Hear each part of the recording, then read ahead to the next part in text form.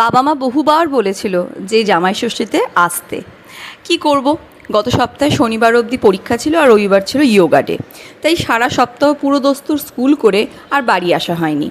অতএব এই উইকে বাড়ি এসেছি। আর শুক্রবার দিন ল্যান্ড করতে না করতেই মা সকাল থেকে লেগে পড়েছে আমাদেরকে কি খাওয়াবে। মা মনে করে পৃথিবীর সব খাবার আমাদেরকে একই দিনে খাওয়াতে হবে, তাই সকাল থেকেই লুচি ভাজছে, তার ওপর এসেছে জামাই। আর এই ময়দার ফুলো ফুলো লুচি আর সাদা আলুর তরকারিটা মা যা বানায়, জাস্ট মানে পাগল করা। এটা পৃথিবীর অন্য কোথাও আমি পাই না। তারপরেই মা প্রচুর রান্না করেছে দেখলাম।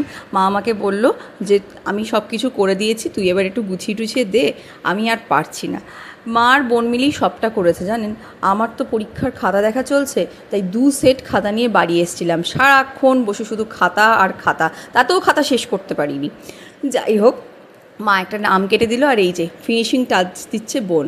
ও বানিয়েছে ওই দইয়ের শরবতটা। শাক ভাজা, বেগুন ভাজা, পটল ভাজা, আলু পোস্ত, ভাত, মাছের মাথা দিয়ে মুগের ডাল, পটলের দোরমা, মাছের কালিয়া, মাটন, এখানে রয়েছে আম, মিষ্টি, চাটনি আর দইয়ের ঘোল। এই ছিল হচ্ছে মেনুতে।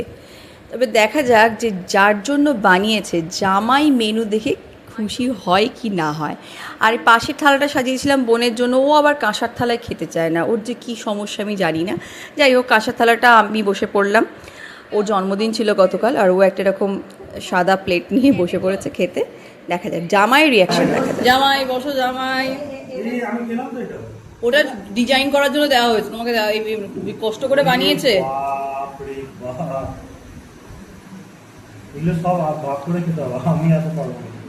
তোকে সকাল বিকাল টাইম দেওয়া হচ্ছে, এর মধ্যেই খেতে হবে তোমাকে। যাই হোক, এইভাবেই কাটছিল আমাদের দিনটা খুব আনন্দে মজায়। দেখা হচ্ছে পরের একটা ভিডিওতে খুব তাড়াতাড়ি।